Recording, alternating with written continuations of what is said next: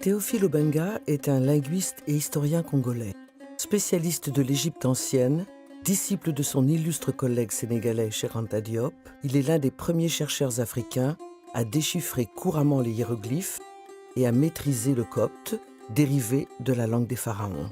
Il a mis en évidence leur parenté avec plusieurs familles de langues africaines. Le professeur Obenga, désormais installé à Brazzaville, a enseigné les civilisations africaines à San Francisco et dirigé le Centre international des civilisations bantoues, le CICIBA, à Libreville. Mon discours s'adresse à l'Afrique, donc ça peut ne pas plaire aux autres, mais je m'adresse essentiellement aux Africains. Vous dites la domination blanche, c'est-à-dire qu'ils ont dominé les Noirs. C'est une affaire de race. Je ne crois pas tout à fait que ça soit exact. Ce n'est pas les Blancs comme tels qui ont envahi l'Afrique noire. Ce sont les intérêts, les groupes d'intérêts, intérêts d'État, intérêts financiers des groupes, etc. C'est eux qui ont eu intérêt à venir... c'est un système qui a venir coloniser, si vous voulez, l'Afrique. Bon, comme ils sont blancs, on dit, bon, c'est les blancs, tous les blancs. En fait, non, il y a des blancs qui se révoltent aussi contre ce système. Donc, ce n'est pas tout à fait l'affaire des blancs. L'Europe, à part le charbon, ils n'ont rien dans leur sous-sol, absolument rien du tout. Ni cuivre, ni diamant, ni or, ni fer, ni uranium, ni tungstène, ni colbate, il n'y a strictement rien. Bon, ils ont cassé leur forêt depuis le Moyen-Âge. Ils n'ont presque plus de forêt, de bois. Alors, du coup, ils viennent, soit en Amazonie, casser la forêt, soit sur le continent africain, casser la forêt, tuer les éléphants, prendre de l'or, du diamant. Ils sont les premiers producteurs du diamant au monde, à Anvers, alors qu'il n'y a même pas un seul grain de diamant en Belgique. Anvers devient la capitale du diamant. Ils prennent ça en Afrique. Et comme ils avaient une certaine supériorité technique, bon, ils ont dominé. Et quand vous subissez ça un siècle entier, si vous ajoutez encore l'apartheid, et avant, il faut ajouter au moins 6 siècles d'esclavage, des millions et des millions, au moins 500 millions d'Africains sont partis en esclavage dans le Nouveau Monde, soi-disant. Alors, vous comprenez que l'Afrique était complètement déstructurée, complètement détruite, complètement. Et il faut féliciter les Africains qui, en un siècle, ont rattrapé quand même. Nous sommes nombreux maintenant, on occupe l'espace, et dans 20 ans, peut-être, on sera peut-être 1 milliard et quelques. Donc, on a quand même, on n'est pas éliminé. Parce qu'on peut être éliminé.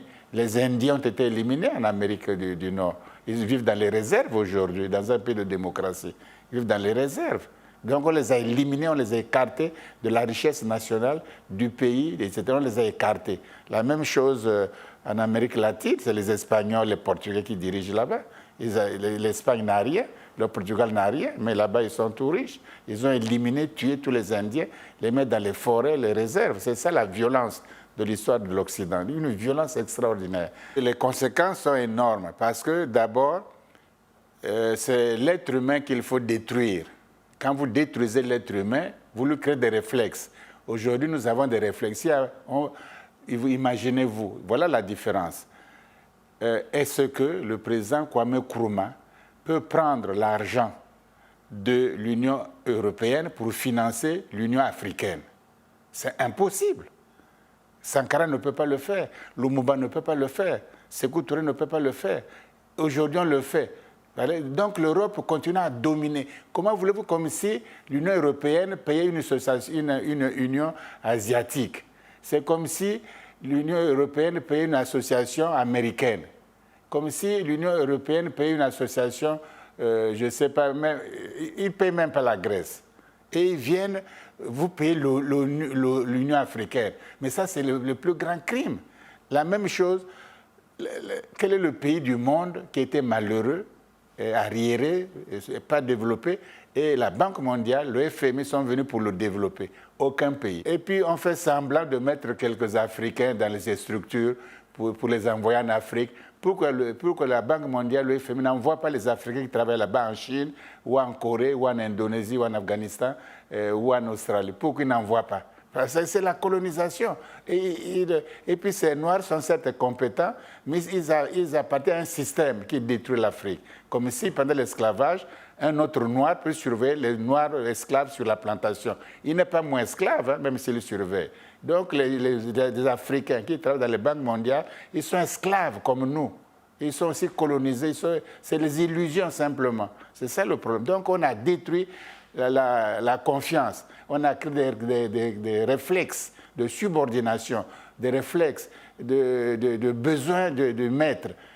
L'esclave a toujours besoin du maître, il ne peut pas être libre. Et on leur donne le pays, ils viennent, on fait les accords, on fait ceci, ils font ce qu'ils font, c'est pire même qu'avant. Ils font des programmes d'ajustement structurel, ils viennent dire voilà, on va vous faire vos programmes, on va vous financer, on va vous endetter. C'est comme que les pays ont été d'abord colonisés, voyez-vous, donc quand même esclaves, colonisés, et aujourd'hui, c'est les pays les plus pauvres. Aujourd'hui, tu crois que Kwame Nkrumah serait au pouvoir et il aurait regardé le Mozambique, l'Afrique australe dans l'inondation sans réagir? Le président LCC, il est président de l'Union africaine, il ne réagit pas. Hein? Aucun pays africain ne réagit. Et c'est des 700 000 personnes qui meurent. Et on ne sait pas. Si c'était, par exemple, aux États-Unis, même les Noirs auraient contribué pour donner l'argent là-bas. Si c'était au Canada, les Noirs auraient contribué pour donner l'argent. Mais leurs propres frères meurent là. Il y a pas de, l'Union africaine ne fait strictement rien du tout de saillant, de visible et d'important. Ils ne se rendent même pas compte là-bas. Quand il y a les petites élections dans un petit pays, l'Union africaine envoie des délégués qui sont souvent corrompus aussi. Mais maintenant, quand il y a l'inondation, des catastrophes comme ça, l'Union africaine n'envoie même personne pour regarder, pour voir. Vous voyez que c'est des structures qui sont manipulées et qui n'ont rien d'africain et qu'il faut souhaiter que ça disparaisse, que d'autres structures, d'autres Africains viennent. Parce qu'il n'y a même pas de patriotisme. Et voilà, le problème, c'est les séquelles. C'est qu'on n'arrive pas à être soi, à avoir confiance en soi. Aujourd'hui, les États-Unis d'Amérique, avant tout le monde, au XVIIIe siècle, ils ont vu clair, les dirigeants là-bas. Ils ont saisi, ils ont eu un idéal. Il faut faire un État fédéral. D'autres ont voulu, d'autres n'ont pas voulu. Ils sont parvenus à faire un État fédéral. Puissance, avant tout le monde, et ils dominent. Les Chinois, après la longue marche de Mao Tse-tung, quand ils ont installé le Parti communiste en Chine, ils ont un idéal. Il faut un idéal, un grand pays, plusieurs milliards d'habitants. On va faire quoi avec ça? Il faut qu'on se construise, qu'on soit discipliné, qu'on travaille et qu'on ait notre place dans l'humanité. Les États africains aujourd'hui, les États-nations, il n'y a aucun idéal. On fait la santé, on fait l'école, on fait quelques routes, mais quel est l'idéal de ça? Quel est l'idéal? Il n'y a pas d'idéal. Et quand il n'y a pas d'idéal, vous ne pouvez pas avancer, vous tournez en rond, vous faites les élections, vous changez les constitutions, on vous applaudit, vous tournez en rond les partis politiques, on met en prison, on libère, on fait ceci, on fait des alliances. Ça ne va pas loin, ça ne va pas loin, ça ne dégage pas les énergies d'une nation, les énergies d'un pays, ça ne dégage pas. Tu vois, parce que il n'y a pas d'idéal. Il faut un idéal pour se développer. L'idéal de l'Afrique, c'est avoir un gouvernement continental, fédéral. C'est ça qui va sauver. Le pays est grand maintenant. Les États-Unis sont grands. Ils contrôlent même l'Amérique latine, le Canada, le Mexique, tout ça. Ils sont puissants. Ils contrôlent même l'Europe parce qu'ils ont l'Alliance Atlantique, etc. Et Trump, quand il parle, tout le monde panique. Hein. Quand il dit nous commercer avec l'Iran, celui qui va faire avec l'Iran, il boycotte. Ils ne vont pas, ils ont peur. Parce que les États-Unis en parlent. Ils sont puissants. Il suffit de dessiner un idéal. Il faut faire les universités africaines, parce que nous sommes même dans la modernité.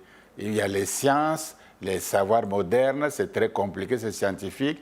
Si nous voulons vivre même ça, au lieu d'envoyer toujours nos éléments en Europe, enfin à l'extérieur, on peut commencer par faire des grandes universités sur le continent africain, au moins ça. Et puis pas seulement pour un pays, mais pour une région ou pour le continent.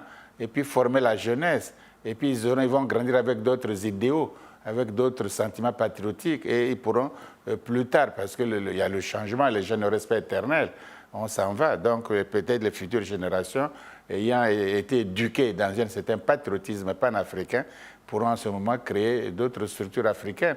Je crois qu'il ne faut plus que les banques mondiales, le FMI, viennent sur le continent africain. Il faut les interdire strictement, qu'ils ne viennent plus. Il ne faut pas qu'ils viennent parce qu'ils ne pourront jamais, au grand jamais, développer l'Afrique. C'est impossible. la Banque mondiale voulait vous développer, qui n'ont fait qu'un plan d'ingénieurs. Voilà, pendant 5 ans, 10 ans, nous allons former des ingénieurs africains dans l'agronomie, dans l'industrie, dans l'énergie, etc., dans les transports. On va former les ingénieurs africains. Voilà un plan qu'il faut faire. Mais il vous parle des problèmes d'ajustement structurel. Il ne faut pas augmenter les salaires, il faut faire les écoles, il ne faut pas faire les hôpitaux. Tu as déjà vu le FMI parler de l'école ici en Afrique? Ils n'aiment pas ça. Ils vous parlent des programmes d'agriculture, on va donner les aides agricoles, mais vous voyez bien que vous ne pouvez pas vous développer en faisant un champ de maïs. Hein. C'est un idéal. Je crois que ce faisant, et les Africains trouvent que c'est méchant, c'est violent, on ne respecte. Non, ce n'est pas ça. Chacun défend ses intérêts.